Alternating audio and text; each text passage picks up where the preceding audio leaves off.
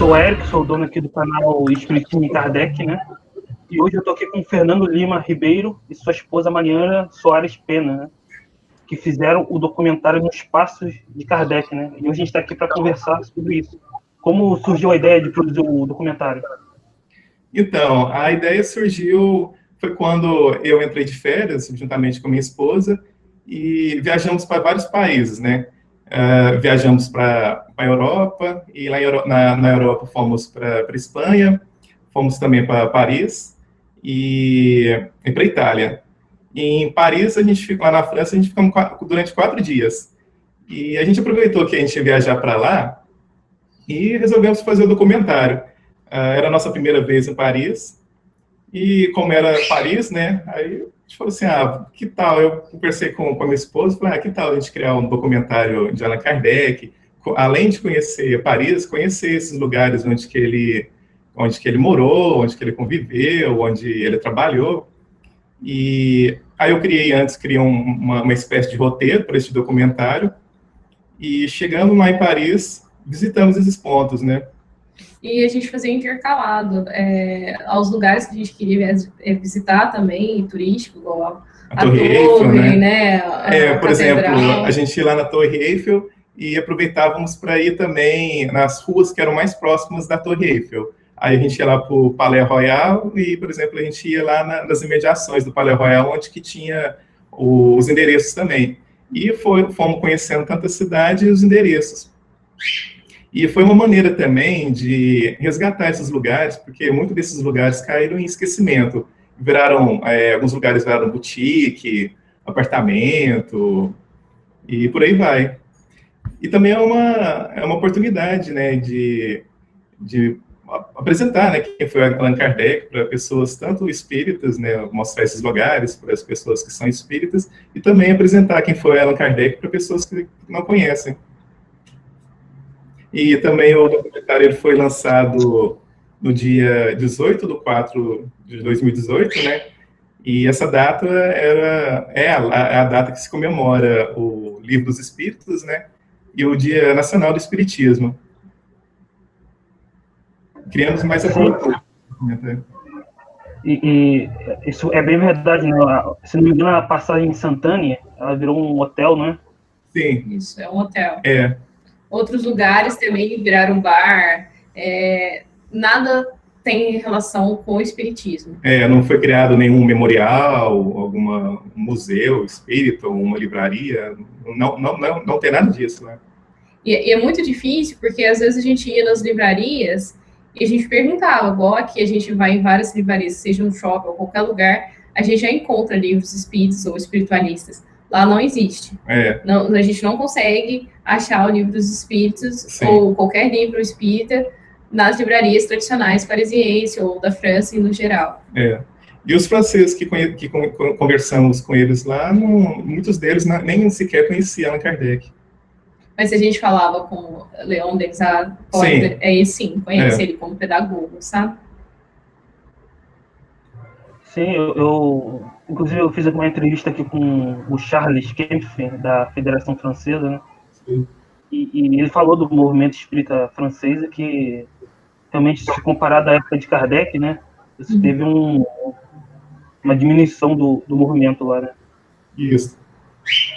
Apesar de na França esse movimento ter não sei se posso falar, um retrocesso, mas uma diminuição, né? Mas em outros lugares existem esforços grandiosos para que o espiritismo continue e perpetue, né? Grandes federações espíritas do mundo inteiro hoje são representados por brasileiros, como da italiana Regina, da norte-americana a Jussara, né? A Goretti, que é da Suíça. Da Suíça. Então, assim,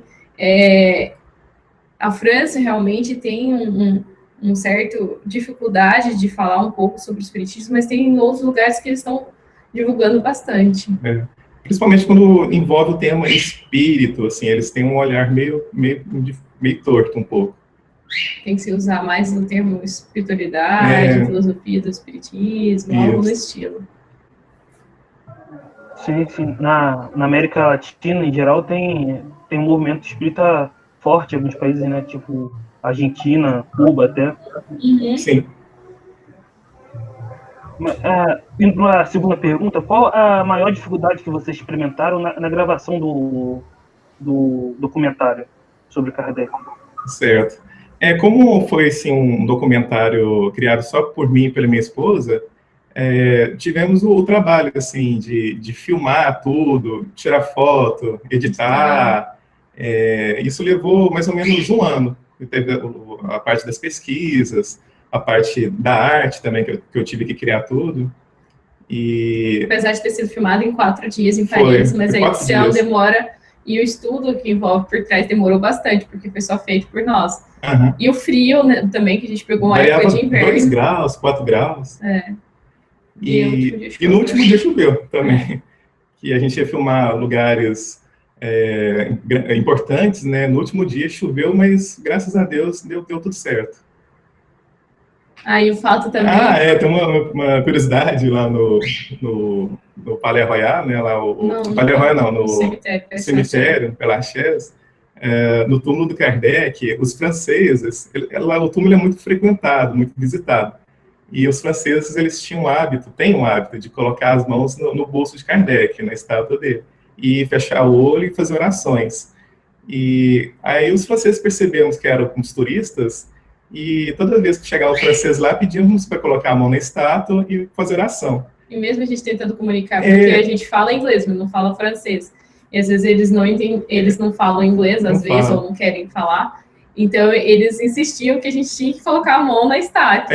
Aí a gente tinha dificuldade para falar para eles que a gente já fizemos essa ação. E a toda hora que chegava o francês pedia, e se a gente falasse, não, a gente já fizemos oração. Às vezes eles achavam que a gente não queria, ou que a gente estava fazendo pouco caso. Ou era um desrespeito. Desrespeito. Sendo que na parte de trás do túmulo tem um conselho da Federação Espírita. Para não colocar as mãos no rosto, que não tem necessidade disso. Mas eles mesmo assim, acho que eles cultuaram de que isso seria algo importante, uma crença, né? Lá fala também para não acender velas, não transformar o túmulo como se fosse um altar religioso, não ajoelhar, algumas informações nesse sentido. E são espíritas franceses, esse pessoal que coloca a mão e tudo mais? A gente acha que sim, mas assim, pelo menos que tenha a crença no espiritismo, são simpatizantes, né? Simpatizantes. Interessante essa curiosidade. Porque eles também não, assim, como a comunicação era difícil, porque muitos dos franceses, eles, principalmente quando são pessoas mais velhas, eles não gostam de falar inglês. Por mais que a gente explique, a gente... Ou não sabe, ou não tem muita vontade de aprender. Isso. E aí, às vezes, a gente ia chegando, pedir desculpa, pelo menos, as frases principais básicas, a gente aprendeu. Francês, pedindo desculpa que a gente não sabia falar francês, e que a gente só tinha facilidade com o inglês, mas mesmo assim, a gente tinha uma dificuldade de comunicar. Então, a gente não sabia se eles realmente eram espíritas, né? Sim. Qual era a crença ali no momento. Sim. E vocês, assim, vocês seguiram uma ordem cronológica, né? Visitando os túmulos, né? Sim. Eles costumam entregar um mapa para os visitantes, porque ela é tão grande, tem mais de 70 mil tumbas, é um dos maiores cemitérios do mundo, e dos mais visitados também. Eles costumam entregar um mapa, mas a gente não encontrou esse mapa, mas a gente levou um. E a gente teve dificuldade de encontrar alguns túmulos. A gente, por exemplo, a do Delan, a gente estava tendo dificuldade de encontrar. E eles não ficavam nas ruas, porque tem como se fossem ruas dentro lá do cemitério. Isso. E aí alguns túmulos, eles ficam no meio dos lugares, né? Tipo de quarteirões, digamos assim, quarteirões de tumbas. Então é mais difícil de chegar neles, então, para encontrar. Por mais que tenha indicação do número, mas às vezes você não consegue ver qual o lugar exato. Isso, né? Porque é muito grande. Aí a gente estava procurando o túmulo de Allan Kardec, do Delan. A gente estava procurando no túmulo do Delan, de repente a Mariana falou assim para mim, eu acho que é aqui. Aí ela virou as costas para mim e disparou, né? Fiquei sem entender, eu falei, onde que ela está indo? De repente ela saiu da passarela e começou a andar na terra mesmo, assim, por entre os túmulos. e foi atravessando os túmulos. Aí eu comecei a chamar ela e ela estava totalmente concentrada, assim. Aí eu achei fiquei meio sem entender. Aí eu fui seguindo ela, de repente ela estava parada, olhando para um túmulo lá. Aí eu falei, amor, você disparou, o que aconteceu? Aí na hora que eu cheguei no túmulo, ela estava de frente do túmulo do Delan, Gabriel Delan. Fizemos essa descoberta, assim, ela estava porque, assim, com intuição, né? muitas vezes intuitivamente. Como eu sou média de incorporação, psicografia, e às vezes a gente tem essa intuição, contato né, com o espírito, e quando a gente se permite, a gente consegue, Sim. Né? Mas realmente eu vejo que foi por intuição, porque senão a gente não teria achado, Sim. Né? O documentário teve muitas dessas coincidências, sincronicidade, foi bem interessante. A gente viu que realmente a gente estava, bem provável que a gente estava sendo ajudado pela espiritualidade. Isso já começa pelo início, porque quando a gente teve a ideia que a gente ia para a Europa, a gente conseguiu o voo só até Madrid, né? Não conseguimos para a França. A gente, na verdade, conseguiu o que a gente tinha de milhas. Então, a gente falou, vamos para Madrid, que estava mais fácil, mais barato. E a gente falou, vamos, para onde que a gente vai? Quais países são os nomes? E por incrível que pareça, para Lisboa, em Portugal, estava mais caro do que Paris. Então, a gente conseguiu aquelas passagens low cost por 9,90 €. A gente falou assim, é porque a gente tem que ir para Paris. E aí foi onde que surgiu tudo. Porque desde o momento que a gente falou, se propôs a fazer o documentário, várias coisas surgiram, né? Tudo fluiu da melhor forma possível. Num país que a gente não sabe falar a língua. É a primeira vez que a gente estava aí. E desde a hora que a gente chegou no hotel, que tinha uma francesa que falava português. Muito bem português. Né? Falava até gírias, nem parecia uma francesa. Então, até nos mínimos lugares, assim, dos pontos do Kardec, né, amor? Foi muito interessante mesmo. Outra coincidência também, lá no cemitério, foi na hora que a gente chegamos no túmulo de Allan Kardec, tinha um francês. E começamos a tentar conversar com ele francês, porque ele também não sabia falar inglês. Mais velho também. Era bem mais velho.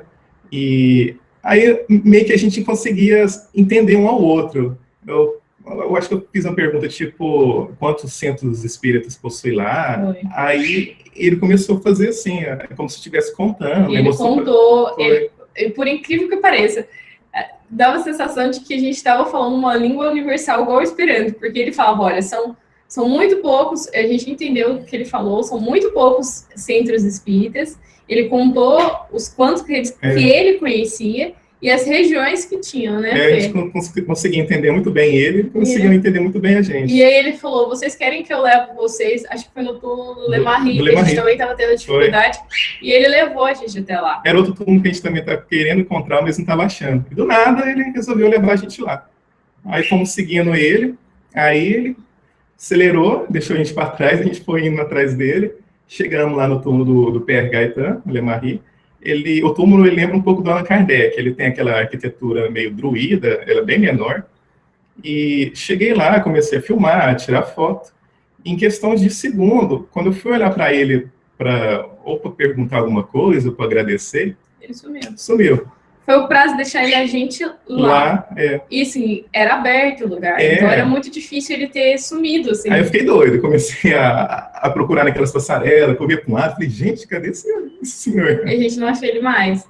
Aí até uma vez a gente perguntou para uma médica que a gente conhece, que ela é clarividente, tudo, porque eu não sou clarividente, Fernando não é clarividente, né? E aí a gente pensou, né, o que será? Ela falou assim, a gente não sabe. Quem garante que ele não foi algum espírito que se materializou para vocês? Já que vocês não têm condições de ver, né? E a gente falou assim, só pode, porque como que ele desapareceu dessa maneira, né? E a gente não ia achar esse tipo de jeito. Vocês realmente receberam uma ajuda ali, né? Com certeza pela intuição e talvez até pela aparição ali do espírito, né? Mistério. E o túmulo de Kardec, ele é bastante florido, né? Me lembra um pouco o túmulo do Bezerra de Menezes, aqui no Rio, no cemitério Caju, tem um túmulo do Bezerra. Eu fui visitar, né? Legal. Bastante florido e do túmulo do Kardec na França, né? Também assim, né? E tem aquela arquitetura druida, né? Então, tem bastante flores, né? Sim, ele é muito bem cuidado. é um dos mais visitados por curiosos, por brasileiros. E tem aquele bem muito bonito, assim, bem chamativo, e bem cuidado, sempre com flores novas, tem um cheiro, assim, tem um perfume gostoso de flores novas, e é muito, assim, o fato de a gente estar lá, a gente se emocionou bastante. Por mais que é o corpo dele que está lá, mas pela simbologia, pela arquitetura, assim. E que tem o busto dele lá também, né? Sim, o busto muito bem feito. O busto foi criado por um artista premiado, que eu não me recordo o nome agora, mas é um busto muito bem feito também. Sim, e uma outra pergunta é, qual o fato histórico que vocês descobriram pesquisando, né, que mais impressionaram vocês, e o lugar onde vocês mais se emocionaram? Todos os lugares são especiais, né? Cada um tem sua história. Por exemplo, na rua des Martyrs, número 8, foi onde que o Allan Kardec ele se recolhia, né, para estudar o Livro dos Espíritos. Ele analisava suas pesquisas e foi onde estruturou o Livro dos Espíritos e foi onde o Espírito da Verdade apareceu para ele pela primeira vez, através de batidas. E lá era o único endereço que a casa dele era ao fundo. Você tinha que entrar no apartamento, atravessar um corredor para chegar na casa dele. Que lá dentro tem tipo uma varanda que tem uma outra porta que você sobe escadas para chegar no apartamento dele, que é no segundo andar. E a coincidência que na hora que eu estava filmando, já estava chuviscando um pouco, estava bastante frio. Era noite. Era noite. E, de repente, a minha esposa, né? E era também perto daquela região que aconteceu os atentados. Foi. Então, a gente foi perto da época que aconteceu os atentados, Sim. A gente já estava um pouco, né? Passava direto aquelas sirenes ligadas, a gente ficava meio esperto, assim. Aí, de repente, a Mariana, né, ela gritou, nossa, a porta ali parece que está aberta, está encostada. Aí eu falei, nossa, amor, é oportunidade. Vamos entrar lá dentro, vamos filmar. Aí a Mariana segura a porta, é uma porta pesada, se soltasse ela provavelmente fecharia. E aí a Mariana ficou segurando, aí eu entrei rapidinho lá dentro e filmei tanto esse corredor quanto a varanda e a porta de entrada. E lá dentro tem aquelas escadas circulares. Aí eu fiz uma filmagem rapidinha lá e corri de volta. Porque a Mariana ficou segurando a porta para mim, eu não queria incomodar ninguém lá na casa. E deu certo. Foi o único lugar que era lá dentro. Acho que o lugar para mim que eu mais me emocionei, que acho que foi bem interessante, foi na Passagem Santana, né, amor? Foi a Passagem Santana. Porque ali onde que teve Kardec viveu com a Amélie por muito tempo. Ele desenvolveu boa parte das obras, né? E onde... Aí eu fiquei emocionado pelo fato que hoje é um hotel e não tem nada, né, do espiritismo ali. Mas o que representa aquilo, né? Como, tudo bem que é um lugar só físico, não, mas o que o espiritismo foi produzido, grande parte ali, né? E o esforço, a dedicação, você vê que para a época, até no filme agora, que eles mostraram bem isso, do quanto ele teve dificuldades financeiras para continuar tocando, né? Então, assim, você vê um professor renomado na época, que teve que... frente à igreja, a mídia. Para conseguir, e aí você pensa assim, é muito, muito difícil ainda, por mais que na época ainda já era difícil, ainda é difícil desenvolver tudo, né? Com poucos recursos hoje ainda, a gente consegue desenvolver, mostrar a história do espiritismo, né? E o curioso também é que quando ele morava neste local, na Passagem Santana, foi a época que teve aquele auto de fé de Barcelona, né? Que o bispo lá de Barcelona, ele bloqueou, né, a entrada desses livros e queimou tudo lá em praça pública, né? Onde na praça pública era queimado livros, né, que eram contrários à ideologia da igreja e até os criminosos. Uma época anterior eram queimados criminosos nesse lugar também. Mas se for para pensar, eles acharam que ia apagar, né, toda a memória do espiritismo, a história do motivo, pelo contrário, teve efeito ao contrário, né? Se propagou a mais, as pessoas ficaram curiosas, né? E até porque na Europa, as pessoas já naquela época já tinham muito interesse de entender o que acontecia nessas mesas girantes e se propagou no mundo todo, Sim. não só na França, né? Então, estimulou as pessoas a querer entender. E esse local também, ele é especial porque foi onde que ele desencarnou também. E um outro lugar também que é muito bonito, que a gente se emociona bastante, que é o Palais Royal. Ele é um edifício histórico, um dos mais importantes lá de Paris, onde hoje também é o Ministério da Cultura. E foi lá, lá tem várias galerias. Uma das galerias foi lançado o Livro dos Espíritos. Em outra galeria lá também foi onde que a Sociedade Espírita se instalou pela primeira vez. Porque antigamente a Sociedade Espírita ela começou dentro das casas, né, lá de Allan Kardec, né, a semente da Sociedade Espírita, assim, o início dela foi dentro da casa de Allan Kardec. Depois não que só ela... de Kardec, de outros né, simpatizantes do Espiritismo também, pesquisadores do Espiritismo. Isso. Aí começou a crescer, né, o número de simpatizantes, de espíritas, aí houve a necessidade de se transferir para um outro lugar maior, que eles encontraram, que era no Palais Royal. E na época, já o Palais Royal já era um lugar, assim, de centro comercial, de tudo, de cultura, era ali, né? Aí foi o início do espiritismo, assim, ali foi um berço, né, da ideologia do espiritismo, como se falasse como se fosse o primeiro local onde surgiu o primeiro centro espírita, no sentido da Sociedade Espírita de Paris, né? Mas, sair da casa e para uma instituição mesmo. Legalizada, isso. Com sessões, com reuniões. Sim, isso que vocês falaram, vocês até comentaram no documentário, né, sobre o Alto de Fé, ele acabou divulgando o espiritismo, né? Até o Espírito da Verdade chegou para Kardec estava preocupado, né, que pudesse prejudicar, o Espírito da Verdade chega e diz, né, que o efeito é o contrário, né? Divulgou. Foi uma divulgação para fora da França. Impressionante. E vocês chegaram a visitar também o Instituto Pestalozzi? Sim. Na Suíça, não. Não. A gente queria ter ido na Suíça. Chegaram no Instituto Ribeiro. Não, o Instituto de Pestalozzi a gente queria ter ido na Suíça, mas infelizmente a gente não conseguiu ir dessa vez. Quem sabe uma próxima, né? Sim. A gente conseguiu fotos do lugar. Né? Depois o Divaldo esteve lá e o pessoal da Suíça fez um congresso no Instituto, lá no Castelo de Yverdon, onde aí nós tivemos mais acesso ao lugar. Até a gente tinha sido convidado para ir, mas não deu para a gente ir no dia. Porque muita gente não pode conhecer o Allan Kardec, mas conhece como o pedagogo, né? O Ribail, né? Então, agora uma outra pergunta, falando agora sobre as ilustrações, né? Eu pergunto pro Fernando, como é que você chegou a se interessar pelas ilustrações e mais especificamente pelas ilustrações, pelas colorizações dos personagens do Espiritismo? Certo. Eu sou formado em publicidade, né?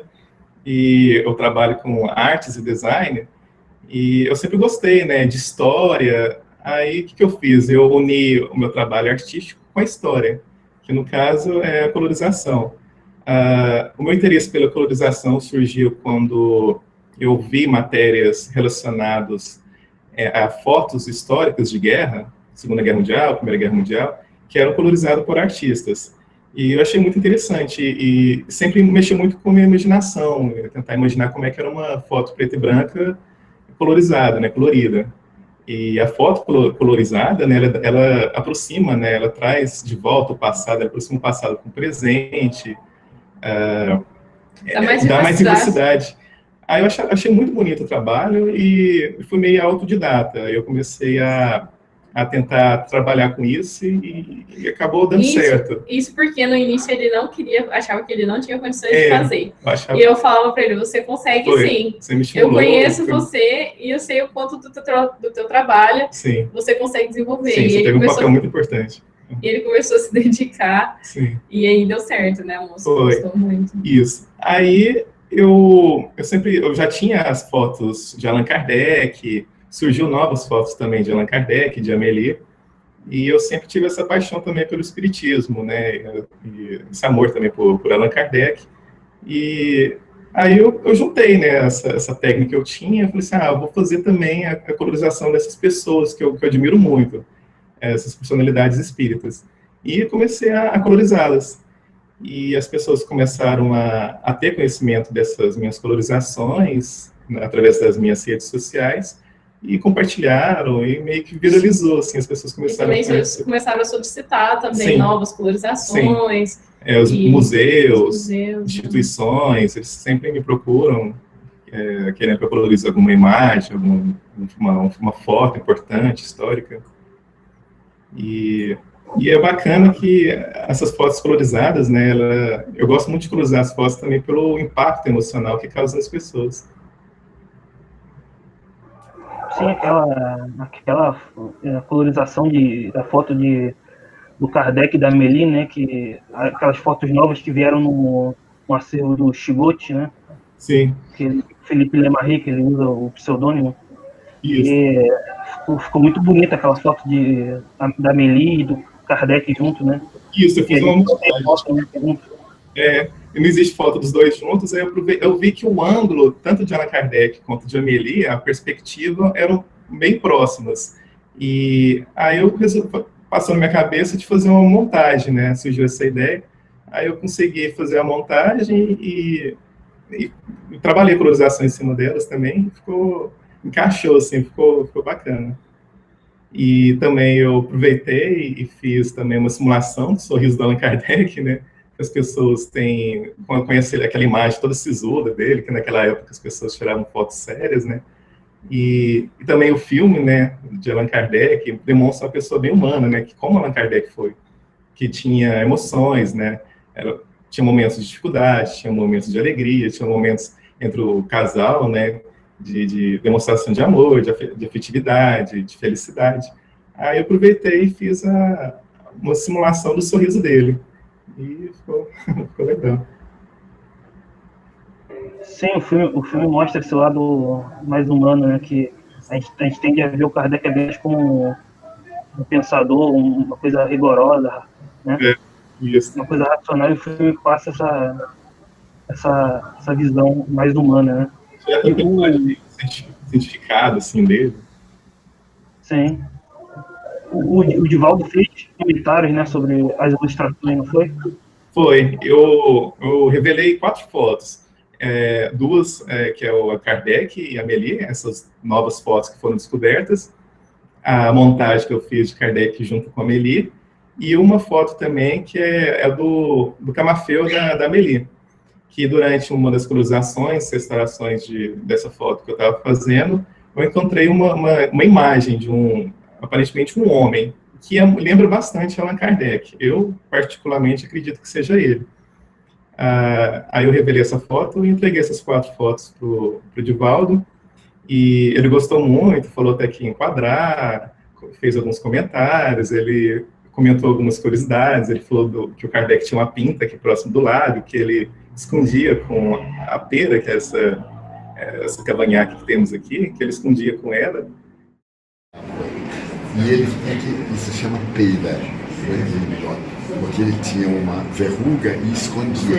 Era um toque de vaidade dele. Então agora que dá para ver a verruga. Se ele tinha só vaidade assim, imagina agora. Mas está muito bem ali comigo. É outro rosto. E também ele fez um comentário interessante. Ele falou que o Kardec, ele tinha seu lado humorado também, porque ele leu numa biografia. Que essa biografia sobre ele fala que também tinha um lado humorado, que ele gostava de contar anedotas, piadas. Aí ele brinca falando que era um bom contador de piadas.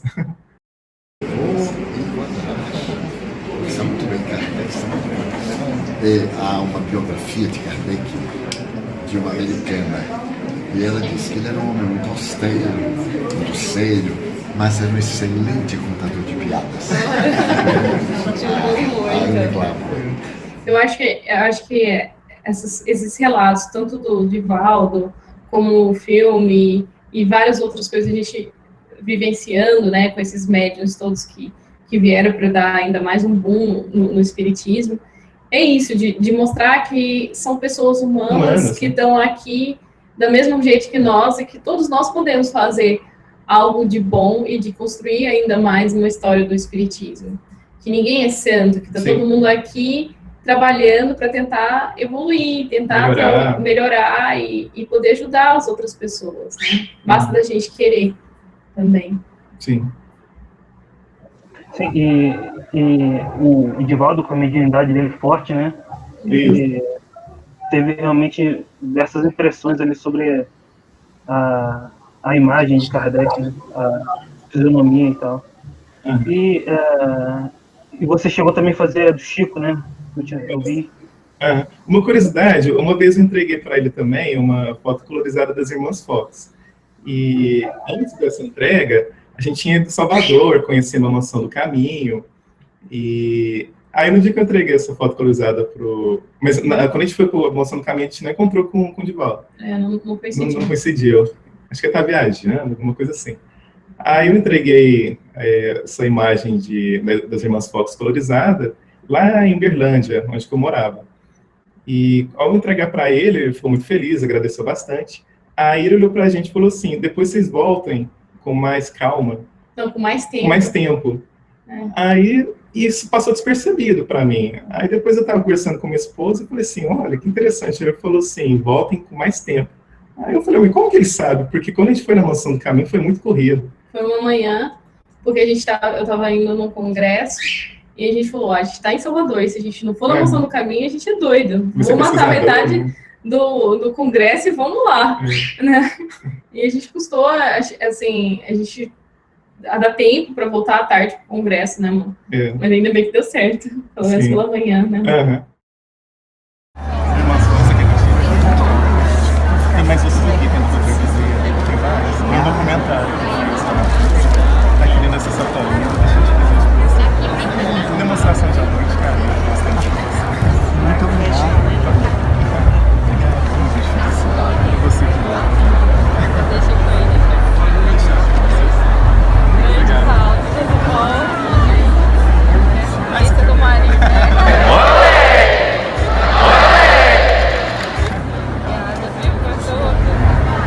ano passado a gente esteve lá na Mansão do Caminho, achamos um trabalho maravilhoso. Mais calmo. Conhecemos também.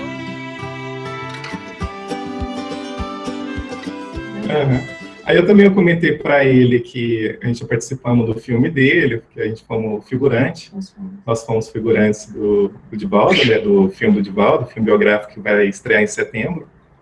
E também já participei do filme do Chico. Como figurante. Inclusive, eu vou criar um curta-metragem ou então um documentário referente à minha participação no filme, porque teve muitas coincidências, foi uma jornada, assim, digamos assim. Teve muitas informações interessantes que eu tenho, que eu gostaria de repassar. E fotografias e registros que eu fiz no filme do Chico que eu ainda não divulguei. Eu pretendo fazer alguma matéria relacionada a isso. A gente participou do seu filme, né? Como segurança. Você chegou a assistir? Ainda não, a gente só foi em chama a cidade, Pirapora, do Bom Dia Jesus, e a gente foi lá participando. Achou bom? Nós tivemos a ocasião de ver no sábado, lá em São Paulo. Só faltando detalhes, mas já está previsto mais ou menos para abril. Porque tem o de Kardec, fundação antes, o nome do Kardec, na coisa de Kardec é que vai. É ótimo. É interessante isso, né? E você falou do filme de Divaldo, vai sair também o filme das Irmãs Fox, né? Sim. Agora o Cinematografia Espírita tá voltando, uma nova temporada de filme, né? E mais para... Acho que em 2020 vai lançar também o do médium Jerônimo Mendonça, que é mais conhecido como o Gigante Deitado. Ele nasceu em Tiltaba, minha cidade natal, e ele foi um espírita, uma pessoa muito importante, assim. Ele dava muitas palestras, ele foi uma pessoa muito boa, e ele teve uma paralisia física, e mesmo com toda aquela paralisia, toda aquela dor física, E depois teve uma época que ele ficou cego também. Ele mesmo assim, todo paralisado, ele conseguia ajudar e ser muito atuante. E com humor, com uma amorosidade e um humor muito... Ele exalava esse amor, essa sensibilidade e esse humor, que ele contagiava todas as pessoas de volta. E também tem do Médio Origó, né? Vai ter do Médio Origó também. Sim, e o nosso Lar 2, né, que vamos chamar assim, né? Então vai voltar, a cinematografia espírita vai voltar aí com tudo para divulgar a doutrina. Acho que para esse também tem Paulo Estevam. Isso.